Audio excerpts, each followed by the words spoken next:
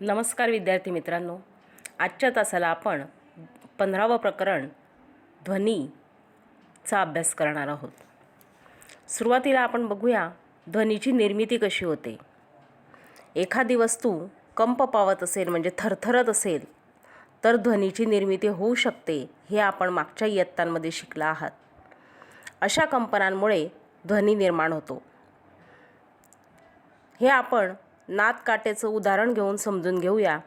आकृतीत 15.1 मध्ये नादकाटा तुम्हाला दिसतोय बघा. त्याला आपल्या घरात जसा चिमटा असतो बघा, त्याप्रमाणे 2 भुजा असतात.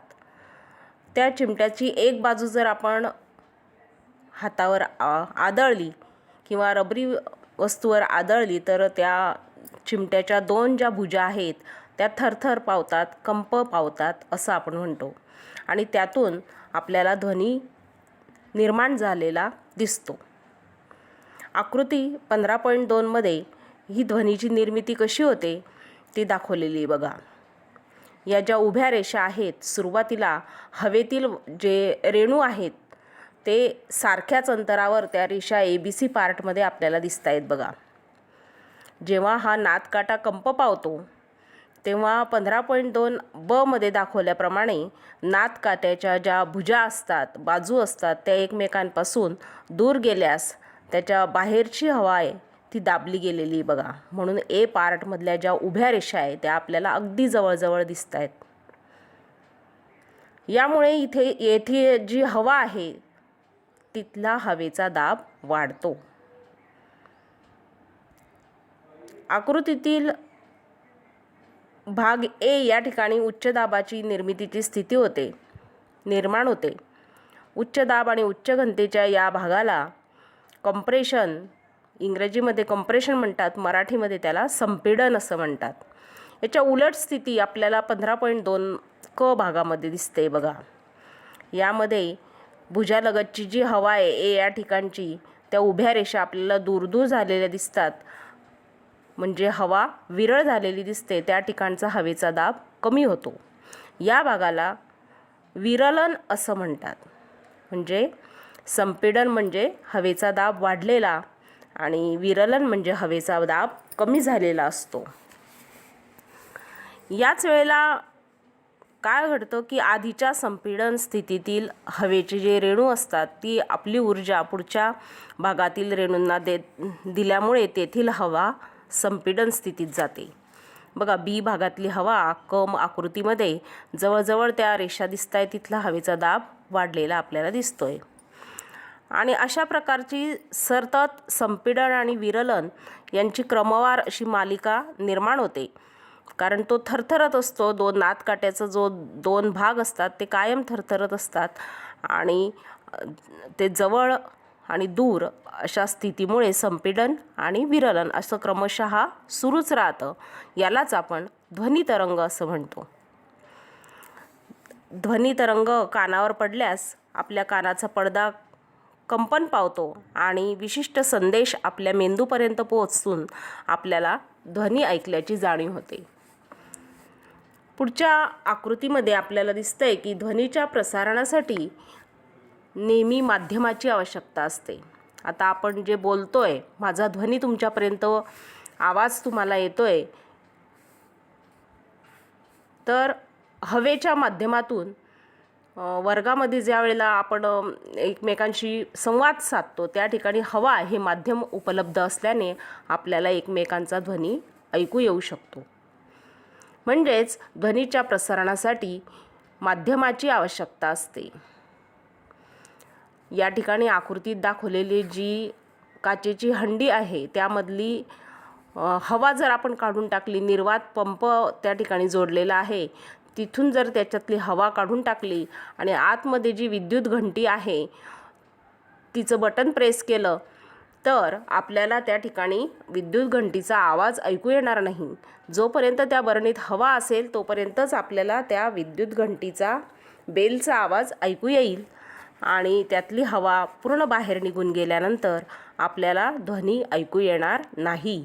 या प्रयोगावरून आपल्याला असं दिसेल की ध्वनीच्या निर्मितीसाठी प्रसारणासाठी माध्यमाची आवश्यकता असेल.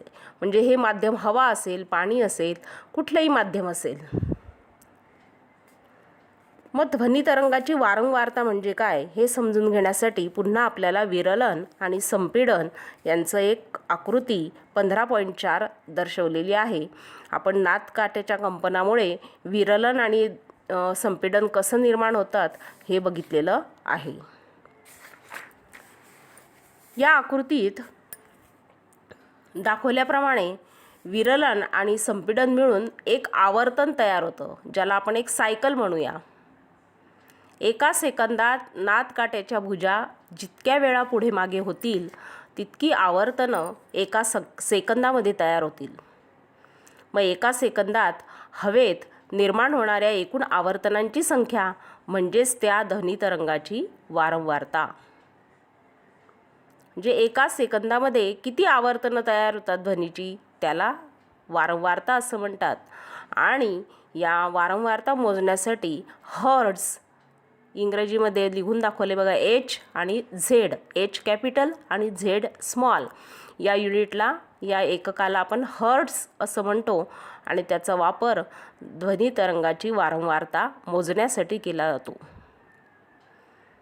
जर एका सेकंदात एक कंपन झालं तर त्या कंपनाची वारंवारता 1 हर्ट्झ एवढी आहे. समजा नादकाटा जर 512 वेळा कंप पावत असेल तर 512 आवर्तनं त्या ठिकाणी निर्माण होतील आणि म्हणून त्या ध्वनीची वारंवारता ही 512 हर्ट्झ एवढी असेल. एखादा नादकाटा किती वेळा कंप पावेल हे कशावर अवलंबून असतं तर ते नादकाट्याच्या भुजांचा आकार आणि तो कोणत्या धातूपासून बनवलेला आहे यावर अवलंबून असतं. करून पहा म्हणून एक छोटासा प्रयोग दिलेला आहे. तुम्ही काय करा, काचेचे 6-7 ग्लास घ्या आणि त्यात कमी, नंतर थोडंसं जास्त, मग त्याच्यापेक्षा जास्त असं थोडंसं पाणी त्यामध्ये भरायचं आहे. आणि एक पेन्सिल घेऊन त्यांच्यावर काचेच्या ग्लासावर बाहेरून आवाज करायचा आहे, आघात करायचा आहे. आणि मग त्या ग्लासापासून जो ध्वनी निर्माण होईल तो कसा असेल हे ऐकायचं आहे. आणि तो आघात केल्यानंतर त्या हवेच्या स्तंभामध्ये तरंग निर्माण होतात आणि त्या उंचीनुसार त्या तरंगाची वारंवारता बदलते. प्रत्येक ग्लासात पाण्याची पातळी वेगवेगळी आहे. पाणी कमी जास्त भरलेलं आहे आपण, त्यामुळे हवेच्या स्तंभाची उंची सुद्धा वेगवेगळी असते. त्यामुळे ग्लास ज्या वेळेला तुम्ही त्याच्यावर पेन्सिल आदळाल त्यावेळेला ग्लास कंप पावण्यानंतर निर्माण होणाऱ्या ध्वनीची वारंवारता ही विशिष्ट असेल. म्हणजे ध्वनीसुद्धा वेगवेगळा असेल. अशी ध्वनीची वारंवारता मोजण्याचं ॲपसुद्धा आपल्या मोबाईलवर उपलब्ध आहे. त्याद्वारे तुम्हाला ते ध्वनी वारंवारता त्याची मोजतासुद्धा येईल. ध्वनी आणि संगीत. ध्वनी तरंगाची वारंवारता बदलली की निर्माण होणारा ध्वनी वेगवेगळा असतो. म्हणजे वारंवारतेनुसार ध्वनी तरंगाची वारंवारतेनुसार ध्वनीचा आवाज हा वेगवेगळा आपल्याला ऐकू येतो. आपण वेगवेगळे संगीतातले जे साहित्य आहे, व्हायोलिन असेल, गिटार असेल, बासरी असेल, सनई असेल, त्यातून निर्माण होणारे ध्वनी आपल्याला वेगवेगळे आहेत असं लक्षात येतं. कशामुळे असा ध्वनी निर्माण होतो तर त्यातील तंतुवाद्य असेल तर त्यातील तारांवरचा ताण कमी जास्त करून आपण तारेच्या कंप पावणाऱ्या भागांची लांबी बोटांनी कमी जास्त केली की त्याची वारंवारता बदलते. तुम्ही बासरी वाजवता विद्यार्थी मित्रांनो, 26 जानेवारीला बरेचसे आपले विद्यार्थी मित्र बासरी वाजवताना तुम्ही बघतात, जनगणमन ते त्यावर वाजवतात. त्यावेळेला ते काय करत असतात तर बासरीवरचे जे बारीक छिद्रे असतात ते दाबून किंवा मोकळे करून बासरीतील कंप पावणाऱ्या हवेच्या स्तंभाची लांबी कमी जास्त करतात. म्हणजेच काय होतं तर वारंवारतेत बदल होतो आणि निरनिराळे स्वर निर्माण होतात. याचप्रमाणे बासरी वादनासाठी वापरलेली फुंक बदलून वेगवेगळ्या स्वरांची निर्मिती केली जाते. मानवनिर्मित जो ध्वनी आहे तो कसा निर्माण होतो तर आपल्या गळ्यामध्ये प्रत्येकाच्या गळ्यामध्ये ध्वनी हा स्वर यंत्रामध्ये निर्माण होतो. आता हे स्वर यंत्र कुठे असतं तर घास गिळताना बघा आपल्या हाताची बोटं घशावर ठेवलं तर काही असं आपल्याला एक उंचवटा जाणवेल, हेच ते स्वरयंत्र. आकृतीत बघा श्वास नलिकेच्या बाजूला वरच्या बाजूला आपल्याला 2 स्वरतंतू असतात. या स्वरतंतूंमध्ये असलेल्या जागेतून हवा श्वासनलिकेत जाऊ शकते. फुफ्फुसातील हवा जेव्हा या जागेतून जाते तेव्हा स्वरतंतू कंप पावतात आणि ध्वनीची निर्मिती होते. स्वरतंतूंना जोडलेले स्नायू या तंतूंवरील ताण कमी जास्त करू शकतात. स्वरतंतूंवरील ताण वेगवेगळा असल्यास निर्माण होणारा ध्वनीसुद्धा वेगवेगळा असतो. या स्वरतंत्राचं कार्य कसं चालतं यासाठी सायकलच्या निरुपयोगी ट्यूबपासून रबराचे 2 सारख्या आकाराचे तुकडे कापा आणि दोन्ही तुकडे एकमेकांवर ठेवून त्यांची 2 टोके विरुद्ध बाजूस ताणा.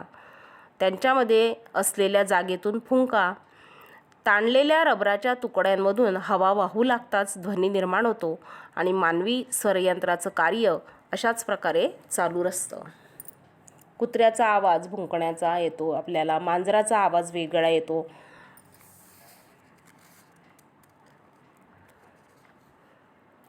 ही आवाजाची जी निर्मिती आहे ती स्वरतंतूंद्वारे निर्माण होत असल्याचं आपल्याला जाणवेल.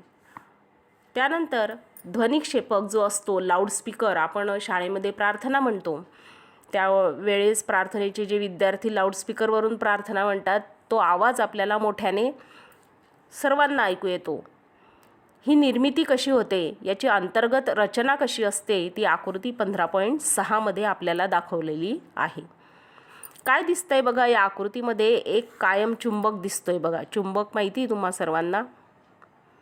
त्याच्याभोवती एक तारेचा गुंडाळलेला भाग दिसतोय ज्याला आपण कुंतल असं म्हणतो, कॉईल असं म्हणतो. ज्या वेळेला विद्युत प्रवाह सुरू केला जातो त्यावेळेला त्या ठिकाणी चुंबकामुळे चुंबकीय क्षेत्र तयार होते आणि 2 चुंबक एकमेकांजवळ आणल्यास त्यांच्या स्थितीनुसार त्यांची हालचाल होते. अशाच प्रकारचं एक इथे कुंतलाद्वारे निर्माण झालेल्या चुंबकीय क्षेत्रानुसार हे कुंतल मागे पुढे हलू लागते आणि ह्या कुंतलाचे जे हलणे आहे ते म्हणजेच वारंवारता आणि आयाम यातून वाहणारा विद्युत प्रवाह कशा प्रकारे बदलत आहे यावर अवलंबून असते. याच कुंतलाला जोडलेल्या ध्वनिक्षेपकाच्या पडद्याची मागे पुढे अशी हालचाल होऊ लागते बघा. त्या ठिकाणी पडदा आपल्याला दिसतोय आकृतीमध्ये, तो पडदा मागे पुढे हलतो. आपण यापूर्वीच बघितलंय की नादकाट्याच्या भुजांच्या मागे पुढे हलण्यामुळेच ध्वनीची तरंग निर्माण होतात. तसंच या ठिकाणी ध्वनिक्षेपकाच्या पडद्याच्या मागे पुढे जी हालचाल होते त्यामुळे हवेत ध्वनितरंग निर्माण होतात. ध्वनी निर्मिती करत असलेल्या एखाद्या ध्वनिक्षेपकाच्या पडद्याला हलकासा स्पर्श करून या पडद्याच्या कंपनाचा अनुभवसुद्धा आपल्याला येऊ शकतो. या ध्वनिक्षेपकाचा वापर करून मोठ्या पातळीचा आवाज निर्माण केला जाऊ शकतो.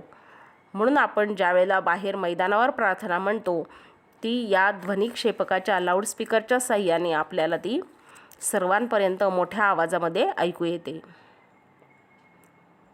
100 डेसिबलपेक्षा जास्त ध्वनी असल्यास तो ध्वनी आपल्याला त्रासदायक ठरू शकतो. म्हणूनच ध्वनिक्षेपकाची जी क्षमता आहे उच्च पातळीचा ध्वनी निर्माण करण्याची असली तरी त्यावर मर्यादा ठेवणे आवश्यक असते, कारण तो जर आवाज जास्त झाला तर आपल्या कानांच्या पडद्याला त्यामुळे त्रास होऊ शकतो.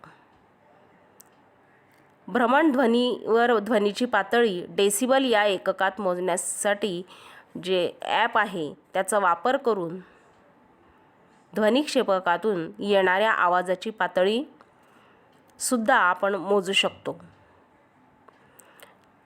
या ध्वनिक्षेपकापासून वेगवेगळ्या अंतरावर उभं राहून आपण जर ध्वनीची पातळी मोजली तर ती सुद्धा आपल्याला कमी जास्त डेसिबल आहे असं लक्षात येतं.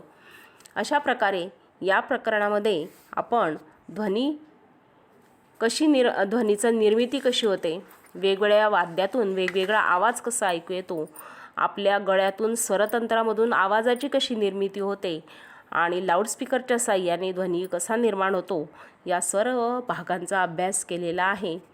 या प्रकरणाखाली जो स्वाध्याय दिलेला आहे तो सुद्धा आपण वहीमध्ये सोडवायचा आहे.